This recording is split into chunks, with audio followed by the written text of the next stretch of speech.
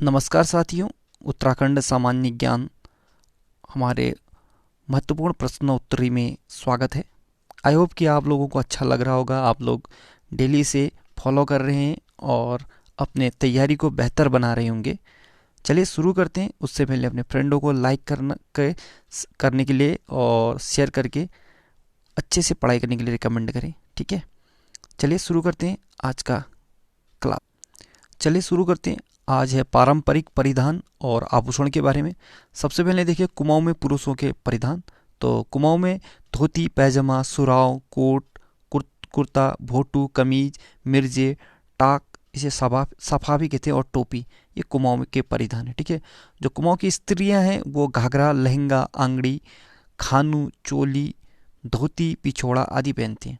और जो कुमाऊं में बच्चे हैं उनके लिए होता है झगुली, झगुल, कोट, सल्तरात आदि। ठीक है, कान के आभूषणों में देखो मुरखली या मुरखी, मुंदड़ा, बाली या वल्ली, कुंडल, कर्णफूल, इसे कनफूल भी कहते हैं, तुगल्य और बुजनी या गोरख। गढ़वाली पुरुषों के प्रधान में देखो तो धोती, चूड़ीदार पैजामा, कुर्ता, मिर्जें, सफ़ेद टोपी, पगड़ी, बास्कट, गुलबंद आदि। और गढ़वाली स्त्रियां आंगड़ी, गाती, धोती, पिछोड़ा। गढ़वाल के बच्चों के प्रधान में झगुली, घाघरा, कोट, चूड़ीदार पैजामा, सतरांच आदि। ठीक है, अब देखिए थोड़ा सिर के आभूषणों में शीश फूल, मांग टीका, बांदी या बंदी, सुहाग बिंदी आदि। ठीक है, नाक के आभूषणों में देखते हैं तो ये नाक में आपका नथुली, बुलाक और नथ, फूली, लौंग फूली या लौंग, गोरख और बिड़। ठीक, उसके बाद देखिए गले में, तो गले में आपका तिलहड़ी, चंद्रहार, हासुला, सुत, गुलबंद, चारियो, झुपिया, आपका पौला, पचमनी, सुतुआ। ठीक है, ये झुपिया एक कान में का भी होता है। ठीक है, हाथ के आभूषणों में देखो तो हाथ में आपके धगुले, पौछी, गुंठी या अंगूठी और धगुला, ठ्वाक और गोखले। कमर के प्रमुख आभूषणों में देखो तगड़ी, कमर जोड़ी और अतरदान, ये कमर में आते तीन। ठीक है, पैरों के आभूषण में देखो जिहोरा, पोंटा, लच्छा, पाजेब, इमरती, पौल्या, बिछुआ, कंडवा, अमरती तार और पुलिया। कंधे के लिए शूण सांगल। ठीक, अब जाने कुछ उत्तराखंड के प्रचलित प्रमुख पारंपरिक वस्त्र या परिधान के। जो पारंपरिक वस्त्र हैं तो उनमें सबसे पहले आपका आता है आंगड़ी। आंगड़ी महिलाओं द्वारा ब्लाउज की तरह पहना जाने वाला ऊपरी वस्त्र, सामान्यतः गर्म कपड़ों का बना होता है जिसमें जेब भी लगी होती है। ठीक, और कंछोप अथवा कंटोप, बच्चों व महिलाओं द्वारा सिर ढकने का सिरो वस्त्र, यह साधारणतः ऊन से बनाया जाता है। यह ठंड से कान व सिर को बचाता है। कुर्त, एक तरह के कमीज का रूप, पुरुषों द्वारा पहना जाने वाला यह वस्त्र कुछ ढीला और लंबा होता है। इसे पाजमा के साथ पहना जाता है। घाघर, कमर में बांधे जाने वाले इस घेरदार वस्त्र को महिलाएं पहनती हैं। सामान्यतः ग्रामीण परिवेश का यह वस्त्र पूर्व में 7 अथवा 9 पल्ले का होता था। घाघरे के किनारे में रंगीन गोट लगाई जाती है। जुगली, यह छोटी बालिकाओं 10 से 12 साल की उम्र तक की परंपरागत पोशाक है। इसे मैक्सी का लघु रूप कहा जा सकता है। पहनने में सुविधाजनक होने के कारण इसे बच्चों को पहनाया जाता है। टोपी, सूती व अन्य कपड़ों से निर्मित टोपी को पुरुष व बच्चे समान तौर पर पहनते हैं। यहाँ 2 प्रकार की टोपियाँ यथा गोल टोपी और गांधी टोपी का प्रचलन है। सफ़ेद, काली व सलेटी रंग की टोपियाँ ज़्यादातर पहनी जाती हैं। धोती, महिलाओं की यह परंपरागत पोशाक है जो मार्किन व सूती कपड़े की होती है। इसमें मुख्यतः पहले इन पर छींटदार डिजाइन रहती थी, अब तो वह केवल सूती धोती का चलन रह गया। आज परंपरागत धोती ने नायलॉन व जॉर्जेट व अन्य तरह की साड़ियों का स्थान ले लिया है। पहले गांव में पुरुष लोग भी सफ़ेद धोती धारण करते थे, अब सामान्य तौर पर जजमानी व्रत करने वाले लोग ही इसे पहनते हैं। सुर्याव, यह पैजामा का ही पर्याय है। परंपरागत सुर्याव आज के पैमाने से कहीं अधिक चौड़ा रहता था। यह गर्म और सूती दोनों तरह के कपड़े से बनता है। 3-4 दशक पूर्व तक लंबे धारीदार पट्टे वाले सुराहों का चलन खूब था। चूड़ीदार पैजामा। पुराने समय में कुछ व्यक्ति विशेष चूड़ीदार पैजामा भी पहनते थे, जो आज के कमोवेश चलन में दिखाई देता है। यह पैजामा चौड़ा, चुस्त, कम मोहरी वाला व चुटकदार होता था, चुन्नटदार होता था। पंखी। क्रीम रंग के ऊनी कपड़े से बने इस वस्त्र को यात्रा आदि के दौरान जाड़ों के समय में शरीर को ढकने के तौर पर प्रयोग किया जाता था। इसे स्थानीय बुनकरों द्वारा बनाया जाता है। टाक। इसे सामान्य पगड़ी भी कहते हैं। इसकी लंबाई 2 मीटर से 10 मीटर तक होती है। इसका रंग सफ़ेद होता है। फतुई। इसे यहाँ जाखट, बास्कट के नाम से भी जाना जाता है। बिना आस्तीन व बंद गले की डिजाइन वाले इस परिधान को कुर्ते हुए स्वेटर के ऊपर पहना जाता है। फतुई गर्म और सूती दोनों तरह के कपड़ों से बनती है। कुमाऊं गढ़वाल में इसे पुरुष जबकि जौनसार व रवाई इलाके में दोनों समान रूप से पहनते हैं। रंगवाली पिछोड़ी। कुमाऊं अंचल में शादी ब्याह, यज्ञोपवीत, नामकरण व अन्य मांगलिक कार्य में महिलाएं इसे धोती अथवा साड़ी लहंगे के ऊपर पहनती हैं। सामान्यतः सूती और चिकन के कपड़े को पीले रंग से रंगकर उसके ऊपर मैरून, लाल अथवा गुलाबी रंग के गोल बूटे बनाए जाते हैं। इसके साथ ही इसमें विभिन्न अल्पनाएं जो भी चित्रकारी है वह प्रतीक चिन्हों को उकेरा जाता है। पहले इन्हें घर पर ही बनाया जाता था, परंतु अब बाजार में बनाए मिलने लगे हैं। चलिए आप जानते हैं जनजातियों के बारे में, ठीक है। और उत्तराखंड में मुख्यतः 5 प्रकार की जनजाति हैं। तो पहला देखें भोटिया। आप फोटो भी देख सकते हैं, ठीक है। भोटिया जनजातियों के बारे में देखो, इसको मैं थोड़ा जूम कर देता हूँ। ये देखिए, ये है भोटिया जनजातियाँ, ठीक। चलिए शुरू करते हैं। राज्य में तिब्बत एवं नेपाल के सीमावर्ती भागों को भोट प्रदेश कहते हैं। भोट प्रदेश में निवास करने वाले लोगों को भोटिया कहा जाता है। भोटिया जनजाति के लोग अल्मोड़ा, चमोली, पिथौरागढ़, उत्तरकाशी के क्षेत्रों में फैले हैं, ठीक है। अल्मोड़ा में सबसे कम मात्रा में 1-2 होंगे, सबसे ज़्यादा पिथौरागढ़, चमोली और उत्तरकाशी, ठीक है। भोटिया लोग मंगोल प्रजाति के वंशज हैं। भोटिया लोग हिमालय के तिब्बती बर्मन परिवार से संबंधित बोलियां बोलते हैं, यानी तिब्बती बर्मी भाषा संबंधी बोलियां बोलते हैं, ठीक है। भोटिया युवक पाजामा कोट में पगड़ी टोपी पहनते हैं तथा युवती ऊंची बाहों वाला कोट पहनती हैं, जिसे चुंग कहते हैं। महिलाएं कमर से नीचे तक का कुर्ता पहनती हैं, जिसे फुयावेल कहते हैं। मूंगे की माला भोटिया महिलाओं का मुख्य आभूषण है। याद रखना कि भोटिया महिलाओं का मुख्य आभूषण मूंगे की माला, और महिलाओं के द्वारा जो कमर से नीचे तक का कुर्ता की तरह एक जो कपड़ा पहना जाता है, उनका पारंपरिक वस्त्र है, तो उसे फुयावेल कहते हैं, ठीक। भोटिया लोग बैग, गबला, रेगचिम देवताओं की पूजा करते हैं, ठीक है। भोटिया जनजाति में अपहरण विवाह की प्रथा प्रचलित है। यहाँ लोग हुड़के वाद्य यंत्र बजाकर मनोरंजन करते हैं। यह कृषि तथा पशुपालन द्वारा अपनी आजीविका कमाते हैं, चलाते हैं, ठीक। अब आते हैं जौनसारी। तो ये जौनसारियों की फोटो देख लीजिए, ठीक। जौनसारी उत्तराखंड का सबसे बड़ा समुदाय है, लेकिन अभी थारू हो गया है, ठीक है। तो ये पुराना बोला, इससे पहले जौनसारी था, लेकिन अब थारू हो गया, सबसे बड़ा जनजाति और सबसे ज़्यादा जनसंख्या वाला, ठीक है। जौनसारी जनजाति टिहरी गढ़वाल जिले के पहाड़ियों पर निवास करती हैं, ठीक है। तो ये यहाँ पर भी थोड़ा मिस्टेक, जो जौनसारी जनजाति है वो टिहरी गढ़वाल नहीं, देहरादून के चक्राता से लेकर उत्तरकाशी के सीमावर्ती और टिहरी के सीमावर्ती थोड़ा बहुत, लेकिन यहाँ पर सबसे ज़्यादा वो देहरादून के चक्राता वाले क्षेत्र में, ठीक है। जौनसारी जनजाति के लोग पांडवों को अपना पूर्वज मानते हैं। जौनसारी लोग महासू देवता की पूजा करते हैं। इन लोगों में बहुपति प्रथा प्रचलित है एवं जन अंतर जातीय विवाह का भी प्रचलित है, ठीक है। ये अपने पांडव के वंशज मानते हैं, इसलिए इनके यहाँ पे बहुपति यानी एक विवाह और उनके परिवार में जितने लोग होंगे उनके वो उस स्त्री का पति माना जाएगा। लेकिन पांडव के सिस्टम पर अभी इसको पूरी तरह से अभी धीरे धीरे ख़त्म हो रहा है, और वहाँ पर शायद ये प्रथा अब नहीं देखने को मिलता है, पर ये पहले था। ठीक है, जौनसारी महिलाएं कृषि कार्य करने में दक्ष होती हैं, इसी के द्वारा यहाँ यह लोग अपना पेट पालन करते हैं। ठीक है, मतलब कहने का मतलब अपना गुजर बसरा जो भी है इनका कृषि पर आधारित है। पुरुष पैजामा कुर्ता पहनते हैं तथा महिलाएं घुटने तक का कुर्ता व घाघरा पहनती हैं।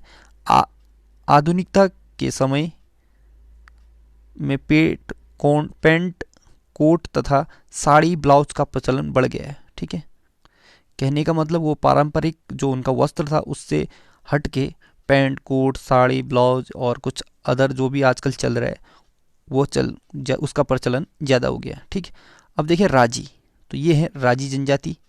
ठीक, इन्हें बनरावत या रावत या रजवार आदि नाम से भी जाने जाते हैं। ठीक है, चलिए इनके बारे में जानते हैं।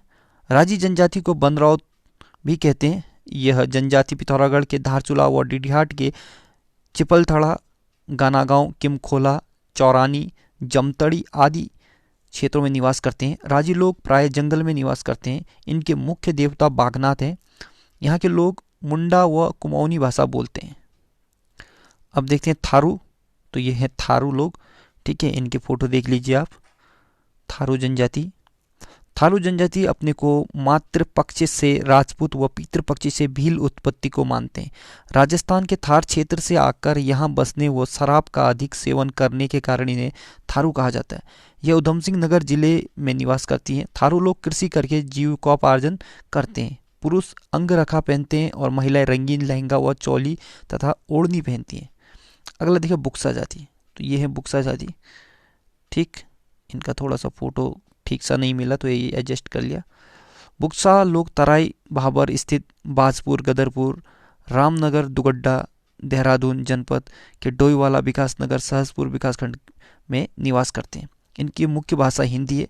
बुक्सा समाज में विधवा विवाह, घर जमाई व बहुपत्नी प्रथा प्रचलित है। बहुपत्नी मतलब आपने देखा होगा बहुपति जौनसार में और बहुपत्नी बुक्सा में, यानी एक ही पुरुष बहुत सारे स्त्रियों मतलब 2-3 शादी कर सकते हैं। ठीक है, बुक्सा लोग दुर्गा, महादेव, काली, लक्ष्मी, राम और कृष्ण भगवान की पूजा करते हैं।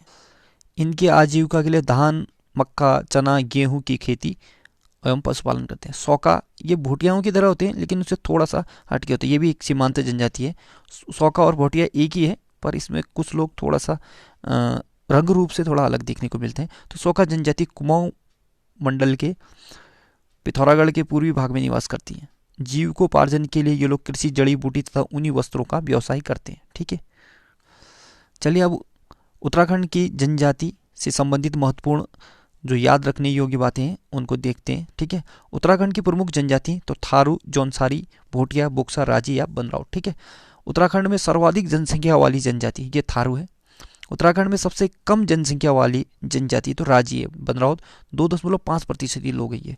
भोटिया जनजाति मुख्यतः निवास करती है उत्तरकाशी, चमोली और पिथौरागढ़ में। भोटिया जनजाति किस जाति से संबंध रखते हैं तो ये मंगोलियन। भोटिया जनजाति के पुरुष की वेशभूषा है रंगा, खग, चसी और बाखे। भोटिया जनजाति की महिलाओं की वेशभूषा है मतलब ये कपड़े जो पहनते हैं वो। ठीक है, तो ये चुमाला, चुकला, चुप्ती और चुज्य। पिथौरागढ़ की भोटिया जनजाति के लोग कहलाते हैं जोहारी व सौका। भोटिया के अंदर की जो उपजातियाँ होती हैं जोहारी और सौका, तो वो जो पिथौरागढ़ में है वो लोग कहलाते हैं। ठीक है, चमोली की भोटिया जनजाति के लोग कहलाते हैं, तो वहाँ पर जो उपजाति हैं वो है मारचा और तोड़चा। उत्तरकाशी की भोटिया जनजाति के लोग कहलाते हैं जाड़। ठीक है, जाड़ भोटिया स्वयं को मानते हैं जनक के वंशज। जाड़ भोटिया की भाषा है रोम्बा। ठीक है, एकमात्र ये जाड़ ऐसी जनजाति है, भोटिया जनजाति है, जो बौद्ध धर्म को मानती है। ठीक, जाड़ भोटिया के प्रमुख त्योहार है लोसर और सूरगेन। सर्वाधिक भोटिया जनजाति वाला जिला है पिथौरागढ़। भोटिया जनजाति के लोगों के ग्रीष्मकालीन आवास कहलाता है मैत। भोटिया जनजाति के लोगों के शीतकालीन प्रवास को कहता है गुंसा या ये गुंडा या गुंसा या मुंसा। ठीक है, इसे गुंडा नहीं होता, गुंछा होता है। और मुनसा होता है। तो ये दोनों वर्ड है, ध्यान रख लेने से। भोटिया जनजाति के लोगों का मुख्य भोजन है छाकू छम्मा कुटो। ठीक। भोटिया जनजाति के लोगों का प्रिय पेय पदार्थ है ज्या, चाय को कहते हैं, और छंग मदिरा को कहते हैं। ठीक है, चकती बोलते हैं, छंग बोलते हैं, ये मदिरा को। ठीक। भोटिया जनजाति के लोगों का मुख्य व्यवसाय है कृषि, पशुपालन और व्यापार। भोटिया जनजाति के लोगों का मुख्य वाद्य यंत्र है हुड़के। ठीक है। भोटिया जनजाति के लोगों में विवाह की कितनी पद्धतियां प्रचलित है? तो ये दो, एक है तत्सम और दामोला। ठीक। उत्तराखंड विधानसभा में अनुसूचित जनजाति हेतु कुल सुरक्षित सीट हैं 2। उत्तराखंड राज्य में सर्वाधिक अनुसूचित जनजाति वाला जिला है उधम सिंह नगर, 7.46%। उत्तराखंड राज्य में सबसे कम अनुसूचित जनजाति वाला जिला है रुद्रप्रयाग, ये 0.14%। उत्तराखंड में कहाँ सर्वाधिक जौनसारी जनजाति पाई जाती है? तो जौनसार बाबर क्षेत्र। ठीक है, चक्राता, देहरादून। जौनसारी किस जाति से संबंधित रखते हैं? तो ये मंगोल और डोमो का मिश्रित रूप है। ठीक। जौनसारी स्वयं को मानते हैं पांडवों का वंशज। जौनसारियों का मुख्य व्यवसाय है कृषि एवं पशुपालन। जौनसारी पुरुषों की वेशभूषा है टोपी, सूती टोपी और कोट, सूती टोपी और कुर्ता। जौनसारी महिलाओं का वेशभूषा है घाघरा, चोली और अंगोली। जौनसारी व भोटिया लोग किस धर्म को मानते हैं? तो जो जौनसारी और भोटिया दोनों हिंदू को मानते हैं। जौनसार के लोगों के मुख्य देवता है महासू या महाशिव। ठीक। जौनसारी वावर क्षेत्र का सबसे बड़ा मेला है बिस्सू मेला, ये देहरादून में लगता है और ये उत्तरकाशी में भी लगता है, जौनसार बाबर क्षेत्र यानी चक्राता के आसपास। जौनसारियों का प्रमुख तीर्थ स्थल है हनोल। जौनसारियों का परिवार है संयुक्त परिवार और पितृसत्तात्मक होता है। ठीक है। फादर ऑफ जौनसार के नाम से सम्मानित है तो भाऊ सिंह चौहान। जौनसारियों में विवाह के लिए प्रचलित पद्धतियां हैं 3। ठीक है, 3 पद्धति हैं और भोटिया में 2। जौनसारी संगीत के जनक हैं नंदलाल भारती, इन्हें जौनसार रत्न से सम्मानित किया गया है। जौनसार के प्रथम कवि हैं तो ये पंडित शिवराम। जौनसार के लोगों में मुख्य हथियार है तलवार, फरसा और कटार। जौनसारी लोगों का मुख्य भोजन है चावल, दाल, मांस और शराब। वीर केसरी मेला 3 मई को शहीद वीर केसरी की स्मृति में लगता है। ठीक है, चौलीथात में लगता है, ये आपका जौनसार क्षेत्र में है। जौनसारियों का प्रमुख त्योहार जांगड़ा मनाया जाता है भाद्रपद के उसमें जौनसारियों का है भाद्रपद के महीने में। नुणाई त्योहार मनाया जाता है तो ये जो लाखामंडल देहरादून के भटाड़ मानथात क्षेत्र में। वीर केसरी मेला कहाँ लगता है? चौलीथात, चक्राता। बोक्सा जनजाति के लोगों का निवास स्थान है रामनगर, उधम सिंह नगर के बाजपुर, पौड़ी के दुगड्डा एवं डोईवाला के देहरादून। ठीक है, इतनी जगह पे है। बोक्सा जनजातियों के लोग स्वयं को मानते हैं पवार वंशीय राजपूत।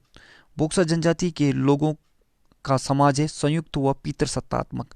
सर्वाधिक बोक्सा जनसंख्या निवास करती है उधम सिंह नगर जनपद में। बोक्सा जनजाति की प्रमुख 5 उपजातियां हैं जादूवंशी, पंवार, परतजा, राजवंशी और तनुवार। बोक्सा लोगों की सबसे पूजनीय देवी है बाला सुंदरी देवी, ये काशीपुर में और यहाँ पर भव्य मेला लगता है बाला सुंदरी का मेला। बोक्सा के प्रमुख देवी देवता हैं शिव, दुर्गा, हुल्का देवी, सरकारिया देवता और ज्वालामुखी देवी। बोक्सा लोगों के प्रमुख पर्व हैं चैती और नौबी, रामलीला, दीपावली, तेरस, होली आदि। बोक्सा लोगों के प्रमुख मेला चैती का मेला। बोक्सा समुदाय का मुख्य भोजन है मांस, मछली और चावल। बोक्सा समुदाय का मुख्य व्यवसाय है कृषि, आखेट और दस्तकारी।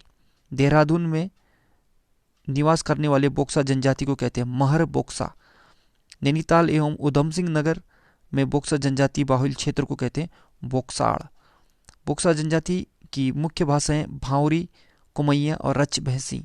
बोक्सा जनजाति के पुरुषों की वेशभूषा है धोती, कुर्ता, पगड़ी। ठीक है, ये पहनते हैं। और यहाँ की स्त्रियाँ, जो बोक्सा जनजाति की स्त्रियाँ, इनकी वेशभूषा में लहंगा, चोली, साड़ी, ब्लाउज। बोक्सा जनजाति में जादू टोना, तंत्र मंत्र विद्या के जानकार व्यक्ति को कहा जाता है भरारे। थारू जनजाति के लोगों का निवास स्थान है खटीमा, सितारगंज, किच्छा, नानकमत्ता, बनबसा आदि। ठीक है, थारू जनजाति के लोग स्वयं को मानते हैं राणा प्रताप के वंशज। थारुओं के शारीरिक लक्षण किस प्रजाति से मिलते हैं? तो ये मंगोल से मिलते हैं। इनके इतिहासकारों के अनुसार थारुओं का वंशज माना जाता है किरात। थारू जनजाति के लोगों का मुख्य व्यवसाय है कृषि, आखेट और पशुपालन। आखेट मतलब होता है शिकार, ठीक।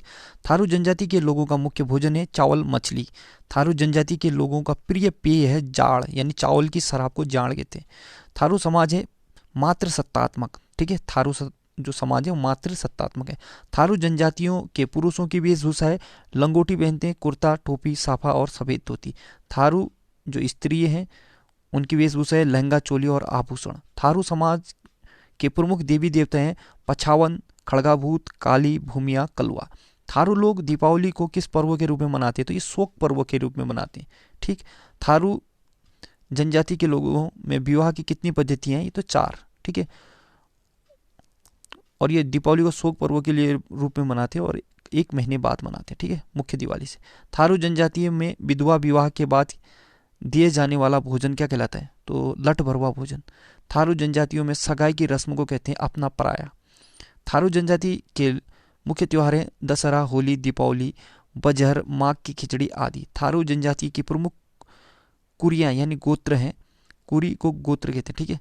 तो ये बड़वायक, बट्ठा रावत, वृत्तियाँ, महतो व डहेत।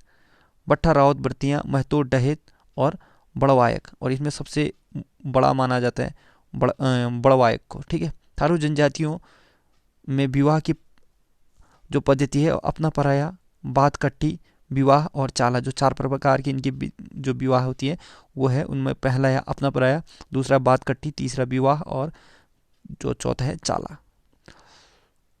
उत्तराखंड की सबसे कम जनसंख्या वाली जनजाति है राजी बनराउत। राजी जनजाति मुख्यतः निवास करती है कनाली, छिना, डीडीहाट, धारचूला, नैनीताल में कुछ और चंपावत में, ठीक है। राजी जनजाति स्वयं को मानते हैं रजवार यानी राजपूत। राज्य में सर्वाधिक राजी जनजातियाँ कहाँ निवास करती हैं? पिथौरागढ़ में।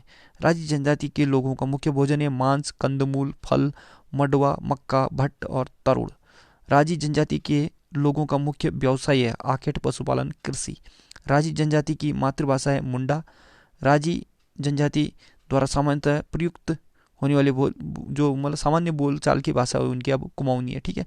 राजी जनजाति के लोगों का जो अधिकांशतः कैसे आवासों में रहते हैं? तो ये झोपड़ियों में रहते हैं। राजी जनजाति के आवास को कहते हैं रोत्युड़ा या रोत्यांश। राजी जनजातियों के प्रमुख देवी देवता हैं नंदा देवी, बागनाथ, मलेनाथ, गणेशनाथ, सेम, छुरमुल आदि। राजी जनजाति के प्रमुख त्योहार है कर्क और मकर संक्रांति और गोरा अट्ठावाली। राजी जनजाति के लोगों का विशेष नृत्य है रिंग डांस, ठीक। राजी जनजाति के लोगों में विवाह से पूर्व प्रचलित पद्धति है 2, और इसमें सांगजांगी या मांगजांगी तथा पीठा। राजी किस शिल्पकला में निपुण होते हैं? काष्ठ शिल्पकला में निपुण होते हैं, ठीक। प्रारंभ में राजियों में विनिमय की प्रथा कौन सी थी? तो ये मूक विनिमय प्रथा थी राजियों में, ठीक है। तो साथियों आज का ये क्लास यहाँ पर ओवर होता है। थोड़ा सा लेंदी हो गया क्योंकि इसे आज कंप्लीट करना था, इसलिए थोड़ा सा लंबा हो गया। तो कोई नहीं, कभी कभी 1-2 वीडियो लंबा हो, पर इम्पोर्टेंट सीरीज है, जनजाति से बहुत सारे क्वेश्चन पूछे जाते हैं और ये सब के सब इसमें आपको मिल जाएगा, ठीक है।